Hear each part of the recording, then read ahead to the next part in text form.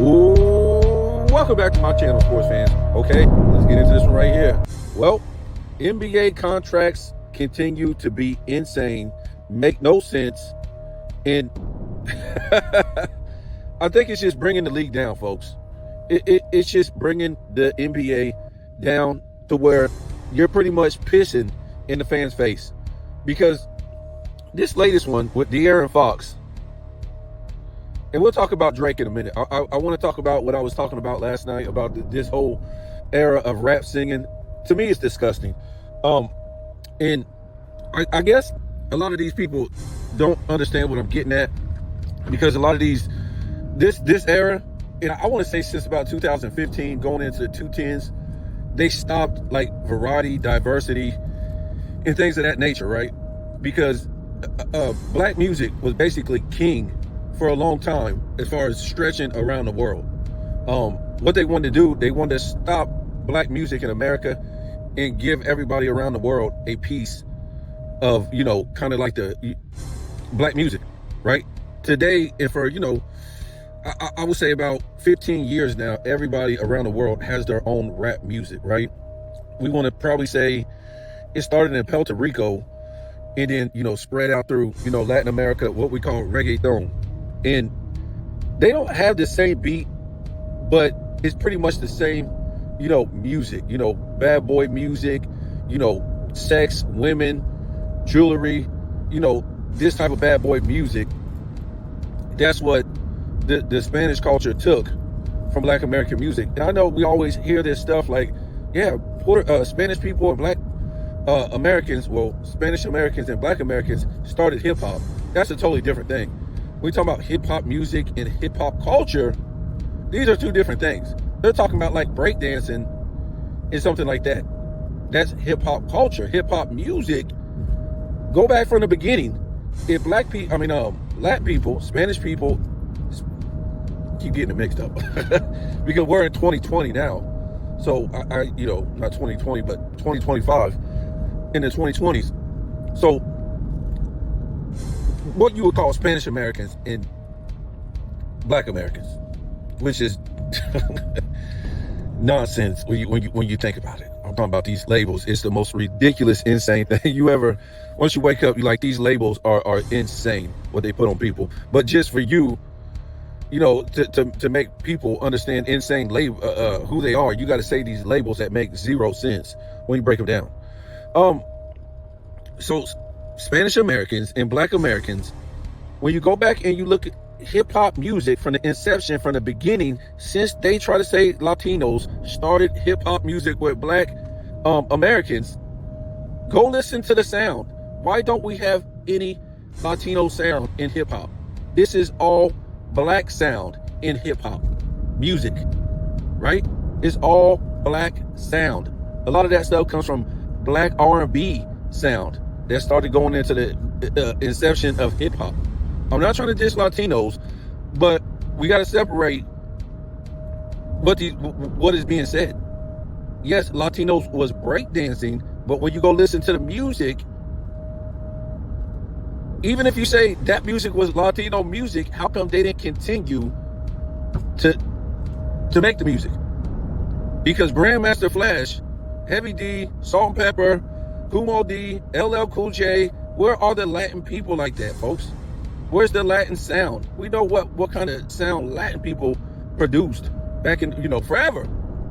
We know what Latin sound was in the 80s and things like that, folks. Let's don't get mixed up them breakdancing,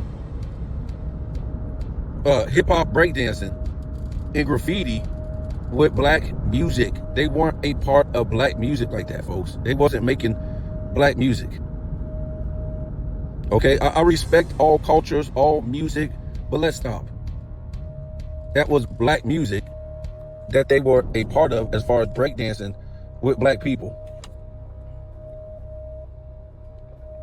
So anyways, it came to a point for me where I thought Latinos and Blacks were gonna be able to do that bridge with each other as far as music, because by the time 2000, Latinos were deep into hip hop. as far as making hip hop with Black Americans. When we look at guys like Big Pun, Fat Joe, these guys like that, that's really the only names I can remember that were ever big in hip hop. By the time we got to that time right there. Okay, so I guess you can say, I forget this guy's name. Whew. But you know, I think Cameron is half Spanish or something like that. But I thought that bridge was going to be made, but you know, the system decided to go another way with it and come out with reggaeton. That's what they decided to do, in my opinion, because I thought Big Pun was going to bridge the gap, and Latinos were coming hard in hip hop with Big Pun, Fat Joe, and guys like that at the end of the 90s. But before that, it was black. Hip hop was basically black. You had more whites coming into hip hop and becoming famous before the Latinos did. That's what was so crazy. But I thought that bridge was gonna be a bridge because of what Big Pun was doing. Big Pun was killing it. And I think the system was like, no, we don't want that bridge between blacks and Latinos in hip hop music. We always want Latinos to have, you know, a culture where, you know, in the United States, we want to look at them like they only can speak Spanish out loud. You know what I'm saying? Like they only can make, you know, Spanish type of music. And that's basically what happened. They threw in reggaeton and it blew up. I loved it. Actually, you know, their reggaeton right now is kind of like our hip hop right now. It's trash. They have took their music that was once great in the 2000s. That's when it was basically the best. And they destroyed it with the same vibe that they gave us starting in the 2010s. This rap, singing, mumbling, same beat every song, tick, tick, tick, tick, tick, tick, tick.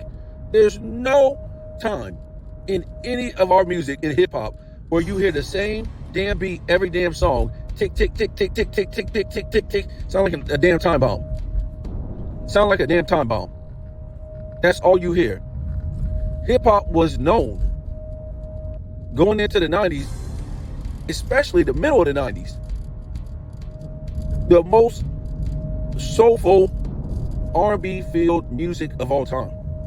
I would say since the mid 90s, all the way until 2009. Then you start hearing that, you know, you could hear that in the R&B sound, that tick, tick, tick, but it wasn't the whole damn song. It was just, you know, put in there just a little bit. Now, it's just a drum beat and a hi-hat. The whole damn song. There's nothing funky about it. There's nothing groovy about this hip-hop music. Nothing. Nothing. How do you even sit there and vibe to this? And if you don't believe anything I'm saying, listen to the hip-hop music in the 2010s and in the 2020s. I would say mostly 2015. And you can hear Future. He started this garbage too. These dudes, you know, with this tick, tick, tick beat and mumbling the whole damn song, robotic sounding.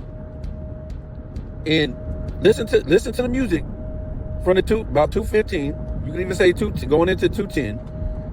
But from then all the way until now, and go back and listen to the hip hop music from 2009 all the way until the 80s.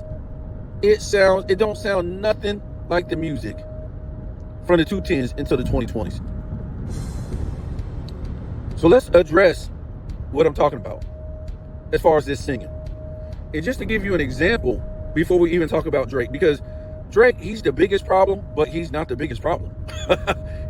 That's what's so crazy. He's the biggest problem, but he's not the biggest problem, if that makes any kind of sense. So back in the 2000s, I think this started maybe in the, you know, mid 90s, you know, since the 2010s until now, where do you have women, R&B women or R&B men singing with the rappers? Where have they been since the 2010s until today? Let me give you some examples. Mary J. Blige, Method Man. Jodeci and Tupac. Ashanti and Ja Rule. Kelly Rowland and Nelly. 112. And Biggie. J-Lo. LL Cool J. Plies. Neo. So, I mean, what I'm trying to say is the list can go on and on and on.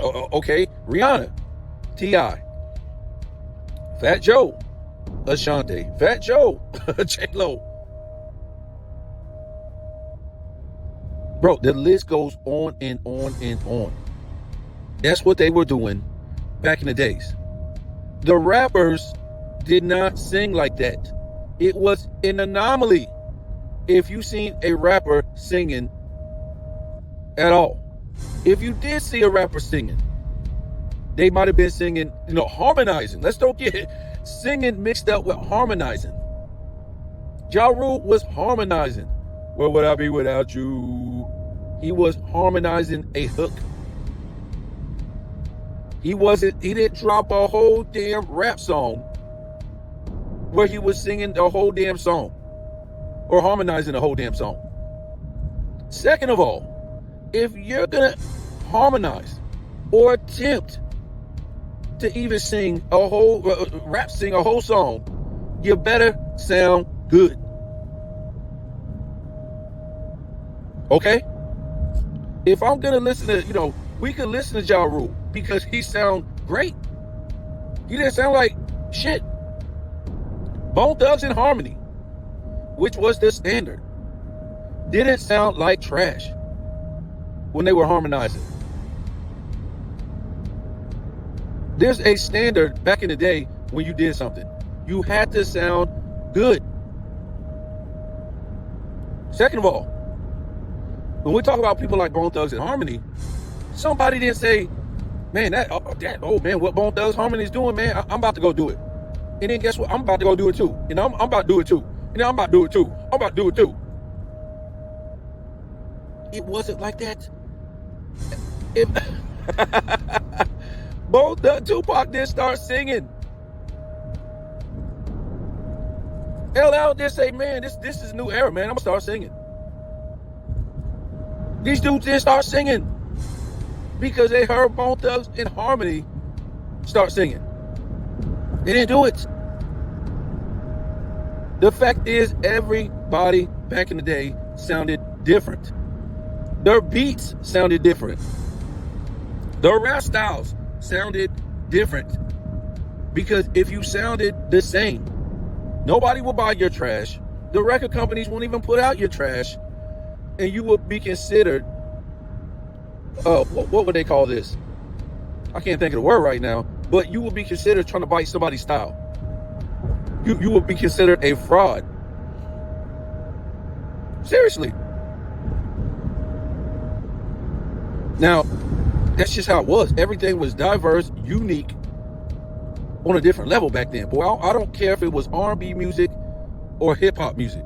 Remember, why hip-hop music, let's just say the way hip-hop music has been from the 210s all the way until today, if that version of hip-hop came out from the beginning, it would have never lasted. Never. First of all, it's trash. Second of all, there's no diversity in it. And they would be like, R&B music was so strong in the 80s. They would be like, who are these people trying to sing rap music? Sometimes you, as growing up listening to black music, you can't even imagine this is black music. You can't. It's just like you're dumbfounded. This is black music? Black music. Black American. You got to be kidding me. Are you serious? Are you joking? Did somebody play a cruel joke on me? When I turned on the radio today, which I don't no more, I stopped listening to this stuff in the 210s. I said, I can't take it no more. Adele is a new soul singer, the new American black soul singer. Bruno Mars is the new black R&B singer. And Drake is the new black American or black rapper that's running hip hop. I couldn't take it no more, folks. I could not take, after what I grew up on in the 80s, the 90s, the 2000s, I couldn't do it. It was unreal. Listen to Whitney Houston, Bobby Brown, Guy, Tupac, Prince, all these people. And I gotta listen to these fools from another country who have taken over my black music? Really? I gotta listen to people tell me Chris Brown is on the level of Luther Vandross? Get the hell out of here. Is the best singer of all. The dude can't even sing. Well, I won't say he can't sing. That'd be dumb. But he won't even be in my top 100 of R&B singers of all time. He just wouldn't. He just wouldn't. And he definitely ain't even on Usher's level as far as making hits, classics. We remember the 2000s. Usher ran the 2000s. Not even on the same level. So, you know, Usher and Ludacris. There you go, R&B rap. That's what we had. It was, you guys yesterday were talking about rappers singing. You're bringing me Lauryn Hill? Are you really bringing me Lauryn Hill? Lauryn Hill was a singer, a great singer, and a great lyricist. This was an anomaly, folks. We never seen nothing like this. Drake isn't a great singer. Baby ain't a great singer. All these Negroes singing since the 2010s are not great singers and are not great. They're not great lyricists. They're not. They're not. These dudes rap and stop they flow, rap, stop they flow, flowing and then stop they flow. They all rapping to the same beat. Mumbling, fumbling. And one of the biggest things is like, dude, stop singing to me if you telling me all this stuff you're going to do to me, telling me you tough, telling me you hard, but you're singing entire songs like you're tough.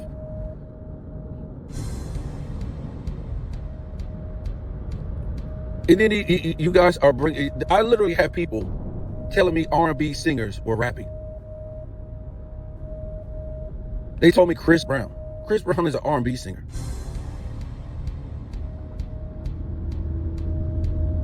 Missy Elliott is a rapper that didn't sing entire songs. Okay, let's say she sung an entire song.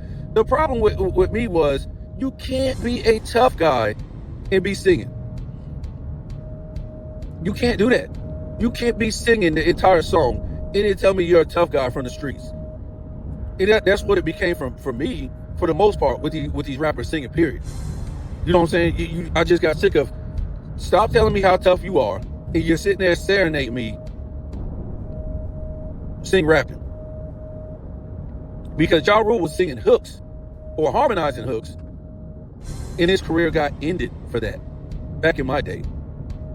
We didn't see T.I. singing. And that's what I mean. T.I., at the end of the 2000s, which I got it right on the nose, because I was thinking this whole, going into the 2010s, this is when this rap singing started, and it never stopped. And when I say when it started, I'm talking about when everybody started doing it. Like I said, it was an anomaly. It was just like this dude might have been doing it in the 2000s, but everybody wasn't saying, oh, I'm doing it too, I'm gonna do it too, I'm gonna do it too, I'm gonna do it too. And I'm gonna tell you why everybody started doing it in a minute, but I hit it right on the head, on the head when I was thinking about this, because I always knew, I was looking at the whole situation, and I was like, man, soon as T.I. went to prison, Drake slid in his spot, and we've been singing ever since. But when T.I. was out and T.I. was running stuff, we was pretty much on some pimp shit, popping tags, popping bottles, fly shit, popping collars, like that. 3 6 Mafia. Soon as T.I. go to jail, remember, the old me's dead and gone. Drake slid in his space, his spot, and we've been singing ever since, folks. Hip hop. We've been singing ever since. And it's never, and then the music degraded. It wasn't like the beats just went down. They cut out the R&B beats. They cut out the men sounding like men. The rappers then start sounding like little children. They started sounding like, they're trying to hit puberty, and they start sounding, and then they start looking like little children too. Because if you go back in the days, you look at the rappers, because I would always get this, by fools. They all say, oh yeah, they young, man. They 21, 22, 23, 19. I said, so was the guys back in the days when they started their career, and they all looked, dressed it, and sounded like men.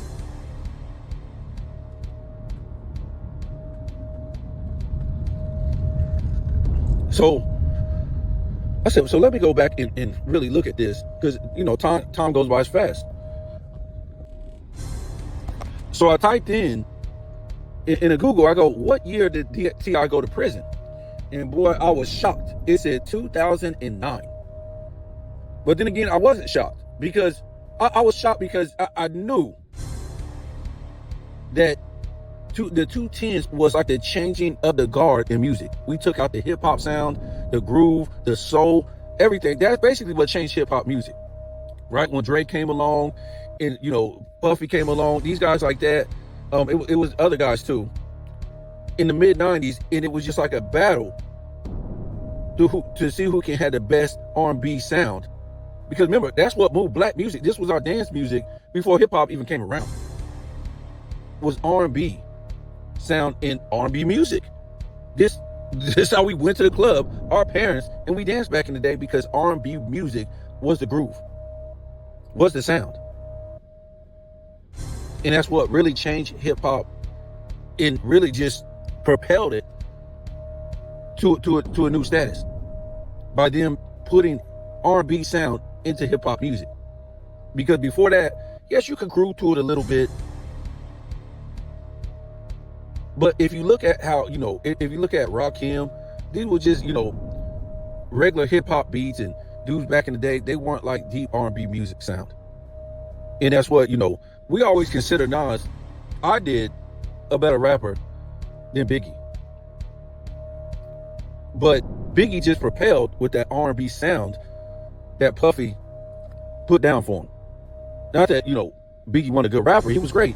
But Nas really didn't get his just due, because he was out there doing it with regular, hip hop beats. It wasn't R&B beats. But as soon as Nas got the R&B beats, boom, it just took it over the top.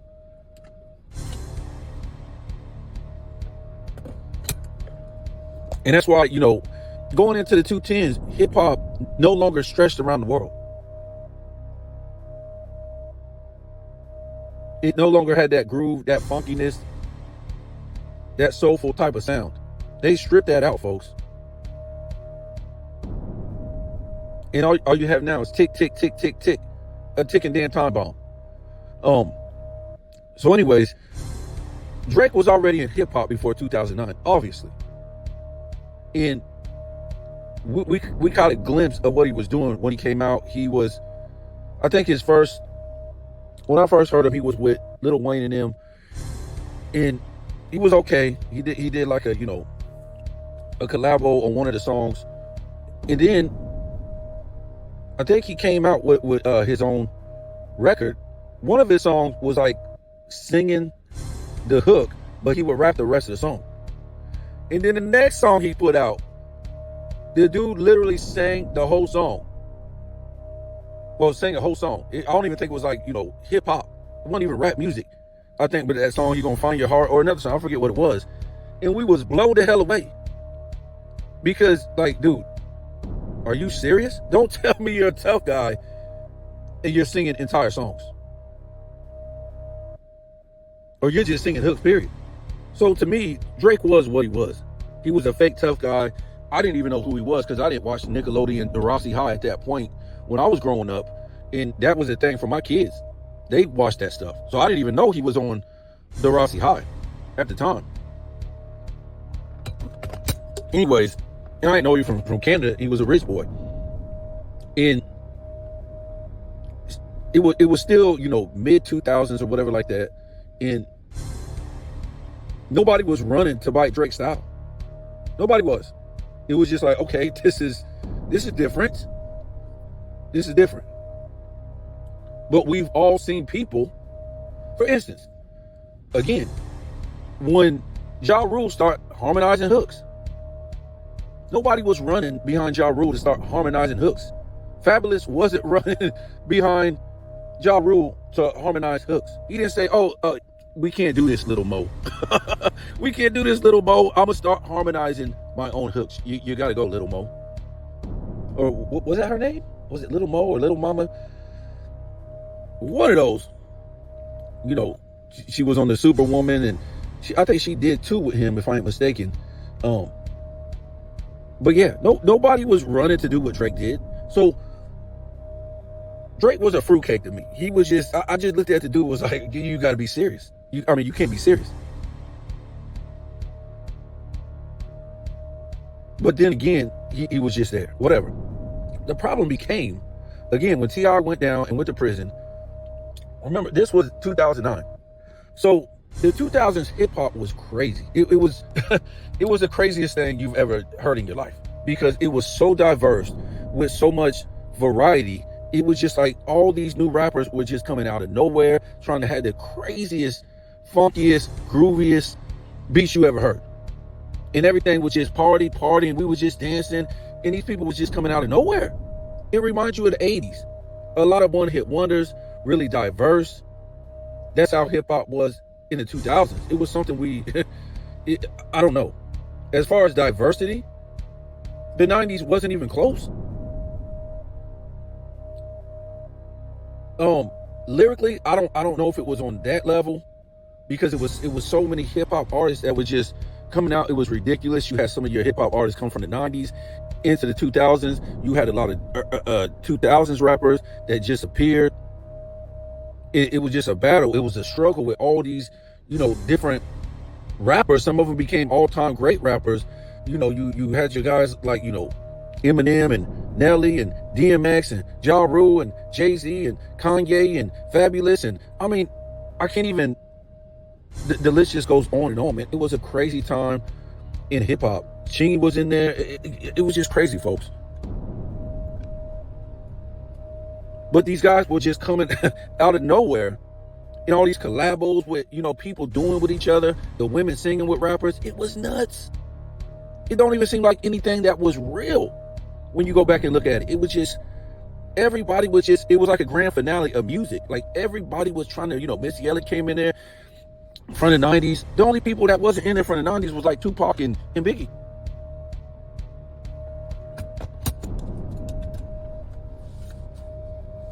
It was just crazy. If you go back and just press, YouTube and put on 2000s hip hop, it might be the greatest era of all time. Because I told you, it reminded me of the 80s, the diversity. But it seems like all these people were just coming into hip hop in the 2000s, because I don't know if they knew that was going to be it. That was a grand finale or what. But I grew up in the 90s listening to hip hop, in the 80s. But to me, if I want to groove and stuff like that and dance, or whatever, I'm going with the 2000s. The beats, not even close. Now, they got some great ones in the 90s, but I'm talking about the variety in the 2000s was great. In the rappers, as far as diversity, was great. So anyways, Drake slid in that spot, going into the 210s. Now we're singing and rapping completely. It's over. Strip out the R&B beats, all that stuff. Basically, I would say more starting into the 2010s. 2015. But I won't say the beats were all that bad, and it wasn't completely tick, tick, tick, tick, tick, but you could hear that sound starting to be in everybody's music. And then by the time we got to 15, it was just tick, tick, tick completely. No other instruments, no other sound, no R&B sound, forget about it. And now we're singing entire songs. No more just, harmonizing hooks. Or a couple guys. Everybody's doing it now. And to me, Drake did start to sing along Sesame Street hip hop. There's no two ways about it, because Drake kept doing it. And then Drake got so big that these other rappers, they're cowards, and they said, let us follow behind Drake. That's the only way we're gonna make any money.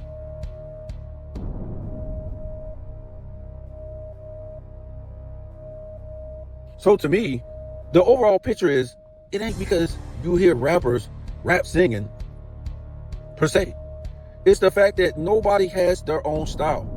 Everybody since about 2015 is doing what the next dude is doing. He has the same damn beat like the next rapper has. It's like listen to the Spanish music, bachata or salsa. It's the same beat every damn song.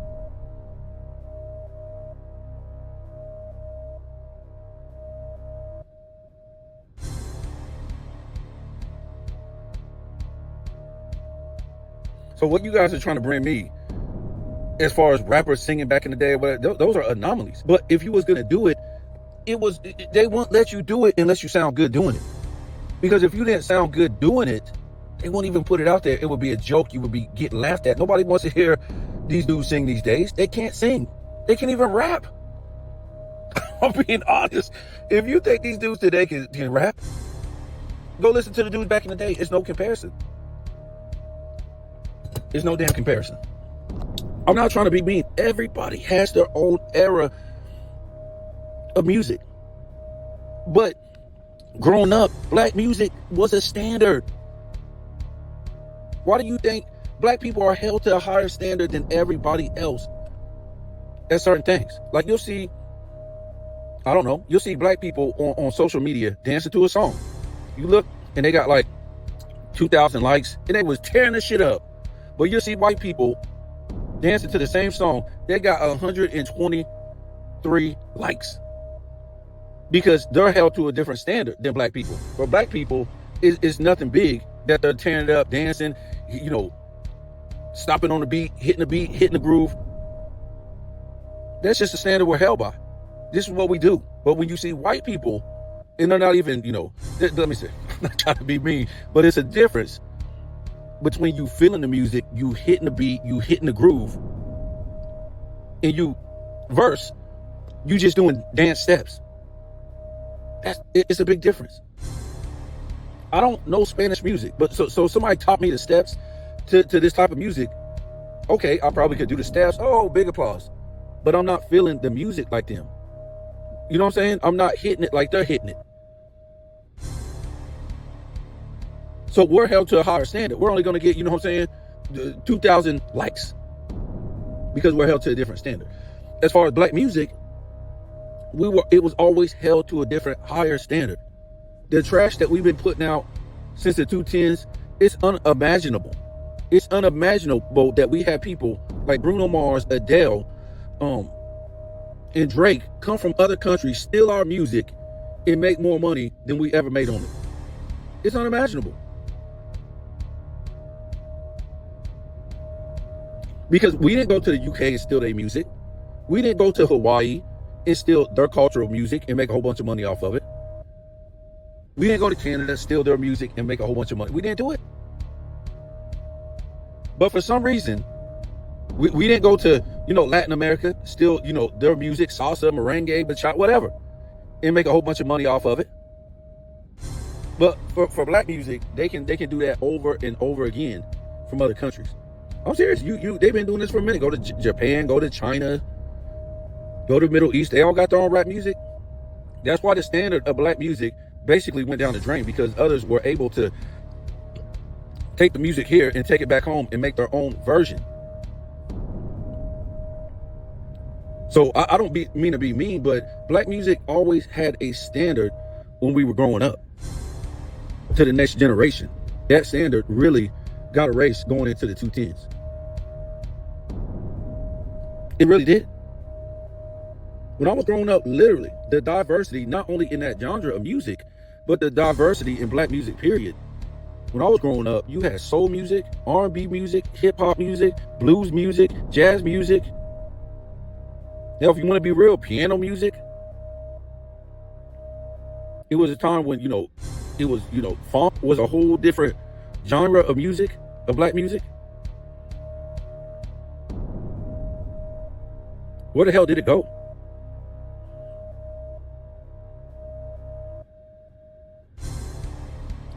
Just saying, you just can't go back from 2000 and go back before that and recognize any of the music that you hear today.